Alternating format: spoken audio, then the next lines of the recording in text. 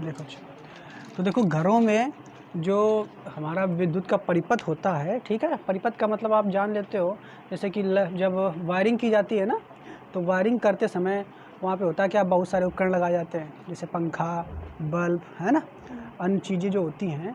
तो जब हम साइंस में हम पढ़ते हैं उन्हीं चीज़ों को, तो उनको दिखाने के लिए हमें कुछ प्रतीकों का उपयोग करना पड़ता है ना। अब ये तो है, पंखा है बड़ा सा, तो तुम पंखा थोड़ा वहाँ बना दोगे, बल्ब है तो बल्ब तुम बड़ा सा थोड़ा वहाँ ड्राइंग करने लग जाओगे। तो उसके लिए हम छोटे छोटे प्रतीकों का उपयोग करते हैं। बात समझ पा रहे हो कि नहीं? और उन्हीं प्रतीकों को हमें यहाँ पे सीखना है, और कुछ प्रतीक ऐसे हैं जो हमने अभी पढ़े भी नहीं हैं, ठीक है। तो पहले हम एक बार एक इस चार्ट की सहायता से सारे प्रतीकों को हम देखेंगे, और जो हमें नहीं पता है कि ये क्या होता है, तो उन चीज़ों को हम आगे सीखेंगे। बात समझ पा रहे हो कि नहीं? तो सबसे पहले एक नज़र में हम इनको देख लेते हैं। तो देखो बच्चों, जैसे यहाँ पे है विद्युत परिपथ आरेख। सबसे पहले इस तरफ अवयव हमने लिखे हैं, यहाँ पे प्रतीक लिखे हैं, ठीक है। तो यहाँ पे सबसे पहला आप देखोगे विद्युत सेल, ठीक है। तो सेल में क्या होता है, यहाँ पे इसका प्रतीक क्या होता है विद्युत सेल में? इसमें देखो एक बड़ी सी खूंटी होती है, एक छोटी सी खूंटी होती है, और ये वायर निकले हैं। जो बड़ी वाली खूंटी है वो धन, ठीक है, धनात्मक होती है, और छोटी वाली को ऋणात्मक, या ये कह सकते हैं इसको धनात्मक टर्मिनल कहते हैं, और इसको कहते हैं ऋणात्मक टर्मिनल, ठीक है। अच्छा, इसके बाद आएगा बैटरी। तो बैटरी जो होता है बच्चों, एक चीज़ ध्यान रख लो, जो बैटरी होती है, आपको यहाँ साइंस की भाषा में ये याद रखना है कि बैटरी सेलों की सहायता से मिलकर के बनी होती है। मतलब एक बैटरी में कई सेल होते हैं। बात समझ पा रहे हो नहीं? बात समझ पा रहे हो नहीं? अगर बैटरी पूछी जाए क्या होता, तो आप बताओगे सेलों के संयोजन को बैटरी कहते हैं, यानी सेलों को जोड़ करके बैटरी बनती है। तो मतलब सेल का प्रतीक ये है, तो बैटरी का प्रतीक क्या होगा? ऐसे बहुत सारे सेल होंगे। तो देखो यहाँ पे हमने इसका प्रतीक बनाया है। ये देखो, ये बड़ी लाइन, फिर छोटी लाइन, फिर बड़ी, फिर छोटी, फिर बड़ी, फिर छोटी, ऐसे बनाया। तो एक सेल ये हो गया, 2 सेल, 3 सेल, 4 सेल, 4 सेल है ना। और इन 4 सेलों को एक साथ जोड़ दिया हमने, तो ये बैटरी बन गई। और बड़ी वाली खूंटी प्लस को, और माइनस को, छोटी वाली खूंटी माइनस को, बड़ी वाली खूंटी धनात्मक टर्मिनल को, और माइनस वाली खूंटी ऋणात्मक टर्मिनल को, ठीक है। इसके बाद ये कुंजी या स्विच। तो कुंजी या स्विच को दिखाने के लिए हम इसका प्रतीक करते हैं, ये प्रतीक है, ठीक है। तो जब आपका जैसे स्विच जो होता है, जिस समय बंद हो, जब स्विच बंद हो, जब आप बंद करोगे, लाइन नहीं चालू हो, तब वो ऐसे इस तरीके का होगा, ठीक है। और जब उसको तुम चालू कर दोगे, फैन चालू, तो उसको ये इस तरीके से होगा, ठीक है। तो ये जब स्विच आपका कैसा हो, खुला। बात समझ पा रहे हो कि नहीं? ठीक है, यही मान सकते हैं जब आपका लाइन नहीं चालू हो, ठीक है, तो उसको इस तरीके से करेंगे, यानी लाइन आपकी बंद हो, ठीक। और जब स्विच चालू कर दोगे, तो इसको इस तरीके से डॉट यहाँ पे आप दिखाओगे, ठीक है। इसके बाद तार संधि। तार संधि का मतलब क्या होता है? घरों में जब आप वायरिंग करते हो, तो हो सकता है एक तार ऐसे निकल के जा रहा है, ये बड़ा सा, और इसमें इस तार को इसको जोड़ना हो, तो जब यहाँ से इसको जोड़ दिया जाता है, तो ये आपकी तार संधि कहलाती है। मतलब एक तार में दूसरे तार को ऐसे जोड़ दिया गया, ठीक है, देखा है कि नहीं? हाँ, तो इस तरीके से एक ऐसे गया और टी के तरीके बन गया है, तो ये तार संधि हो गई। इसके बाद तार क्रॉसिंग। तार क्रॉसिंग में क्या होता है बच्चों? एक तार नीचे से जा रहा है, लेकिन दूसरा तार भी ऐसे उस पर निकल रहा है, लेकिन उसको उसमें जोड़ा नहीं गया है, यानी ऊपर से निकाल दिया गया, लेकिन जुड़े नहीं है वो दोनों, ठीक है। तो क्रॉसिंग का मतलब उसको ऊपर से निकाल दिया गया, ऐसे। समझ पा रहे हो कि नहीं?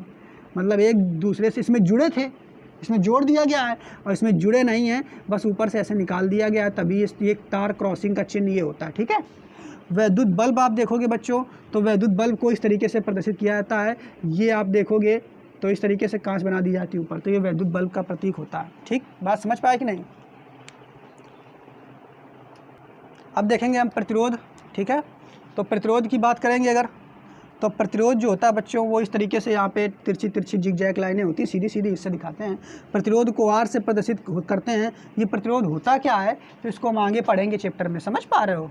इसके बाद धारा नियंत्रक, यानी धारा को नियंत्रित करने वाला, धारा कम चाहिए या ज़्यादा चाहिए, इसको नियंत्रित करने वाला, इसको भी आगे हम पढ़ेंगे। तो इसको कैसे प्रदर्शित करते हैं? ये प्रतिरोध के ऊपर एक सीधी खड़ी लाइन हमेशा लगा देते हैं, ऐसे, या ऐसे प्रदर्शित करेंगे, या फिर ये प्रतिरोध लगा है और इसके ऊपर से ऐसे कुंजी तरीके लगा देते हैं, ठीक है। तो ये धारा नियंत्रक का प्रतीक है। उसके बाद ये अमीटर है। अमीटर क्या करता है? ये धारा को नापता है, बताया था कल। तो धारा को इसको बीच में ए लिख दिया, इधर प्लस सिरा, इधर माइनस सिरा। इसके बाद ये वोल्ट मीटर विभव को नापता है। विभव क्या होता है आगे हम चैप्टर में पढ़ेंगे। तो इसके बीच में वोल्ट मीटर की वी आ गया है, और बीच में इस तरीके से ऐसे बना दिया था, ठीक है। तो इस तरीके से ये हमें पूरा परिपथ का जो आरेख है ये हमें याद हो गया, ठीक। देखो अब जो हमारा टॉपिक है वो है वैद्युत विभव या केवल विभव, ठीक है। वैद्युत विभव या केवल विभव। तो आप पहले यहाँ समझिए, कल हमने आपको बच्चों आवेश के बारे में बताया था कि नहीं। आवेश का मात्रक कूलाम होता है। एक कूलाम आवेश कितना होता है ये भी आपको हमने बताया था। कितने इलेक्ट्रॉनों पर एक कूलाम आवेश होता है ये भी हमने आपको बताया था। अच्छा, एक चीज़ बात और हमने बताई थी बच्चों, आवेश जो होता है, ठीक है, वो दो प्रकार का होता है, धनावेश होता है और ऋणावेश। जैसे यहाँ पे आप देखोगे, ये मान लेते हैं एक धनावेश है बड़ा सा और एक ये ऋण आवेश है, ठीक है, बात समझना बच्चों। एक ये धनावेश है, एक ये ऋणावेश है। अगर इनको हम पास लाएंगे तो ये एक दूसरे को अट्रैक्ट करेंगे, आकर्षित करेंगे। लेकिन अगर एक ये धनावेश है और दूसरा भी ये धनावेश है, अगर हम इनको पास लाएंगे तो ये एक दूसरे को दूर भगाएंगे, यानी प्रतिकर्षित करेंगे। इसका मतलब ये हुआ सजाती आवेश। सजाती आवेश, सजाती मतलब एक जैसे, एक दूसरे को प्रतिकर्षित करते हैं। विजाती आवेश एक दूसरे को आकर्षित करते हैं, ठीक है। अच्छा बच्चों, एक लोग देखो यहाँ पे एक चीज़ समझिए आप। जैसे ये मान लेते हैं, ये जहाँ पे आवेश है, ठीक है, उसके चारों ओर का जो क्षेत्र है, ठीक है, उसके चारों, किसी आवेश के चारों ओर का क्षेत्र, बात समझ पा रहे हो कि नहीं। किसी भी आवेश के चारों ओर का, ये आवेश है धनावेश, इसके चारों ओर का ये जो क्षेत्र है, ये क्षेत्र जो है, ये देख रहे हो, इस क्षेत्र को हम वैद्युत क्षेत्र कहते हैं। बात नहीं समझ पाए, क्या बताया बच्चा? किसी आवेश के चारों ओर का क्षेत्र वैद्युत क्षेत्र कहलाता है। बात समझ पाए कि नहीं? चाहे ये धनावेश हो चाहे ये ऋणावेश। अच्छा, ये धनावेश है और एक ऋणावेश होगा। अगर ये मान लेते हैं ये ऋणावेश है, ठीक, इस धनावेश के चारों तरफ इसका वैद्युत क्षेत्र फैला हो, यानी इसी का क्षेत्र तो फैला होगा। तो किसी धनावेश के या किसी भी आवेश के चारों ओर का क्षेत्र वैद्युत क्षेत्र कहलाएगा। ये ऋणावेश है, इसके चारों ओर का क्षेत्र वैद्युत क्षेत्र कहलाएगा, ठीक। वैद्युत क्षेत्र में ज़्यादा हम चर्चा नहीं करेंगे, आप बस इतना जान लो, किसी भी आवेश के चारों ओर का क्षेत्र वैद्युत क्षेत्र कहलाता है। अच्छा, एक बात अब आप बच्चों देखो, अगर ये यहाँ पे हम दूसरा धनावेश ले लें और इसको, ये इस धनावेश को हम इसके क्षेत्र में लाएं, तो ये क्या कहेगा बताओ? ये कहेगा तुम मेरे पास ना आओ भगो। अगर हम इसको इस तरफ लाएं, इसके क्षेत्र में लाएं, किसके वैद्युत क्षेत्र में? ये पहला आवेश है फर्स्ट, ये दूसरा आवेश है सेकंड। अगर हम सेकंड वाले वैद्युत आवेश को, धन आवेश को, दूसरे वाले आवेश के वैद्युत क्षेत्र में लाएं तो क्या होगा? दूसरा वाला आवेश को पहला आवेश दूर भगाएगा कि तुम चलो यहाँ से जाओ। प्रतिकर्षित करेगा कि नहीं? पक्का करेगा। लेकिन वो प्रतिकर्षित ये इसको कर रहा है, लेकिन फिर भी तुम इसको इधर लाना चाहते हो, तो तुम्हें क्या करना पड़ेगा? बल लगाना पड़ेगा या कार्य करना पड़ेगा। बात नहीं समझ पाए? तुम जबरदस्ती, देखो तुम इसको जबरदस्ती उधर ला रहे हो, वो वहाँ पे है, उसको धक्का दे रहा है, तुम उधर को धक्का दे रहे हो, अब फिर भी धक्का देकर तुम घसीट के ले जा रहे हो, और यहाँ घसीटते घसीटते तुम यहाँ पे ले आए। तो यहाँ तक लाने में पहले तो तुम्हें बल तो लगाना ही पड़ेगा। लेकिन जब इसको तुम, वो भी बल लगा रहा है इधर को, वो धक्का दे रहा है इधर को और तुम धक्का दे रहे हो उधर को, ठीक। फिर तुम इसको धक्का देते देते, तुम्हारा ताकत ज़्यादा है, तुम धक्का देते देते यहाँ पर ले आए। तो इसका मतलब तुम यहाँ से यहाँ तक ले आए तो तुमने बल लगा करके कुछ कार्य किया, तभी तो वहाँ पहुँच गया। तो मतलब क्या हुआ बच्चों कि अगर एक आवेश को किसी दूसरे आवेश के वैद्युत क्षेत्र में तुम ले जाओगे तो तुम्हें कार्य करना पड़ेगा। कार्य करना पड़ेगा कि नहीं करना पड़ेगा? तो यही देखो आप, पहले यहीं से कॉन्सेप्ट है विभव की, ठीक है, परिभाषा यहीं से बनेगी। क्या बताया कि एक आवेश को अगर दूसरे आवेश के वैद्युत क्षेत्र में हम लिए जा रहे हैं तो हमें ताकत से लगा के कार्य करना पड़ेगा। तो इसका मतलब ये हुआ कि किसी भी वैद्युत क्षेत्र में अगर आप ले जाओगे तो हमें कार्य करना पड़ेगा। अच्छा, अब देखो तो वैद्युत विभव क्या होता है? विभव की परिभाषा समझो। कोई भी एकांक धनावेश है, बात समझ पा रहे हो कि नहीं? एकांक धनावेश का मतलब एक कूलाम आप ले सकते हो, ठीक। कोई एकांक धनावेश है, उसको तुम बहुत दूर से अनंत से, बात समझ पा रहे हो कि नहीं? अनंत से, ये बहुत दूर जगह, यहाँ से यहाँ पे तुमने पास में ले लिया था। कोई एकांक धनावेश ये है, ये छोटा सा एकांक धनावेश है, इसको हम अनंत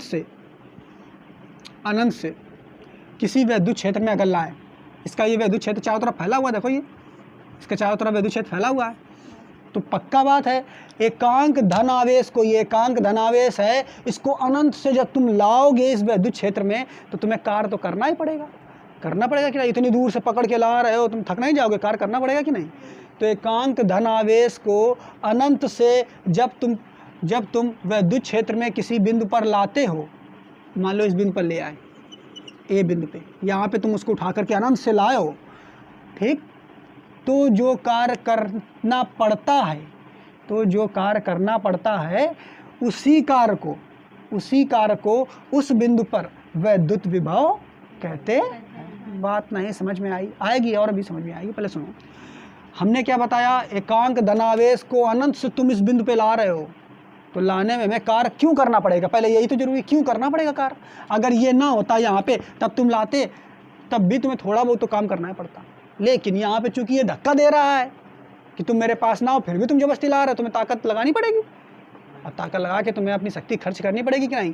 तो तुम कार्य कर रहे हो, यहाँ से यहाँ तक ला रहे हो ना, तो तुम्हें कार्य करना पड़ रहा है। ठीक, तो हमने क्या बताया परिभाषा, एकांक आवेश को, एकांक जिसके लिए एकांक शब्द आए वो आवेश होता है नीचे, हर में कहा है ना, आवेश अगर मान लेते हैं इसका क्यू है, कितना है क्यू, एकांक आवेश को तो आवेश आएगा नीचे। एकांक आवेश को अनंत से किसी बिंदु पर लाने में जो कार्य करना पड़ता है, तो कार्य को हम प्रदर्शित करते हैं W से, कैसे, W से।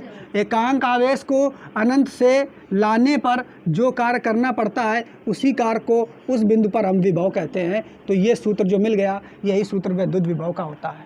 बात समझ पाए कि नहीं? अभी इसको हम लिंक करेंगे और चीज़ों से, पहले आप समझ लो, बस इसका सूत्र समझ लो, विभव क्या होता है। क्योंकि लोग पहले विभवांतर बताते हैं, अभी आपको विभवांतर भी बताएंगे, पहले विभव समझो। एकांक आवेश को अनंत से बहुत दूर से ला रहे हो, किसी वैद्युत क्षेत्र में किसी बिंदु पर लाने पर जो कार्य करना पड़ता है उसी को हम विभव कहते हैं। तो विभव बराबर V बराबर W/Q होता है। Q नॉट करो, क्योंकि एकांक के लिए नॉट शब्द लग जाता है। ठीक है, फिर से देखो, एकांक आवेश को अनंत से वैद्युत क्षेत्र में लाने पर जो कार्य करना पड़ता है उसे उस बिंदु पर विभव कहते हैं। तो ये तो हो गई विभव की परिभाषा, जल्दी से हम लिख देते हैं। देखो तो परिभाषा लिखी विभव की, एकांक धनावेश को अनंत से वैद्युत क्षेत्र के किसी बिंदु पर लाने पे जो कार्य करना पड़ता है उसे विभव कहते हैं। तो देखो ये हमने बताया, यहाँ पे मान लेते हैं वैद्युत क्षेत्र है, ये वैद्युत क्षेत्र है। अब कोई एकांक धनावेश है, ये धनावेश है, इसको तुम अनंत से ला रहे हो यहाँ। अरे भाई अनंत से ला रहे हो तो कार्य तो करना पड़ रहा है ना, पहले वो तो उठाया होगा तो बल लगाया, अब ला करके यहाँ से यहाँ तक ला रहे हो ना, स्थिति परिवर्तित हो रही कि नहीं?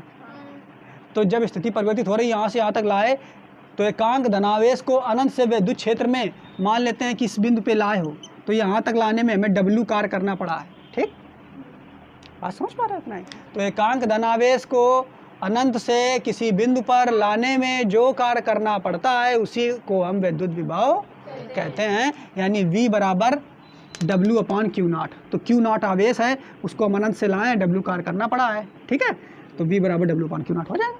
नहीं समझ पाए? फिर से परिभाषा देखो, एकांक धन आवेश को अनंत से, धनावेश को ला रहे हैं, एकांक के लिए वो धनावेश क्या, Q0 को अनंत से वैद्युत क्षेत्र के किसी बिंदु पर लाने पर, वैद्युत क्षेत्र के इस बिंदु पे हम ला रहे हैं, लाने पे जो कार्य किया जाता है, कौन सा कार्य W किया रहा है, उसे वैद्युत विभव कहते हैं। और वैद्युत विभव को हम V से प्रदर्शित करते हैं। देखो यहाँ पे मान लिया, यदि आवेश Q0 को, आवेश ये Q0 है, इसको अनंत से इस बिंदु पे ला रहे हैं, ये बिंदु पर ला रहे हैं, तो लाने में W कार्य किया गया है, तो विभव क्या होगा, V बराबर W/Q0। और विभव का मात्रक यहाँ पे फिर हमने आपको बता दिया बच्चों। तो विभव का मात्रक के लिए हमें लिखना है W का मात्रक। W क्या है, कार का मात्रक क्या होता है, जूल, और यहाँ Q0 यानी आवेश का मात्रक होता है कूलाम। तो विभव का मात्रक होता है जूल बटे कूलाम। क्या होता है, जूल बटे कूलाम। लेकिन इसी को, जूल बटे कूलाम को ही वोल्ट भी कहते हैं। क्या कहते हैं, वोल्ट, क्योंकि वोल्ट नाम के एक वैज्ञानिक थे, उन्होंने इस विभव के क्षेत्र में या विभवांतर के क्षेत्र में बहुत काम किया, तो इसलिए उनके सम्मान में जूल बटे कूलाम को वोल्ट भी कहते हैं। तो विभव का मात्रक क्या होता है, वोल्ट या फिर जूल बटे कूलाम। क्लियर, बात समझ पाए कि नहीं? ठीक है, तो ठीक।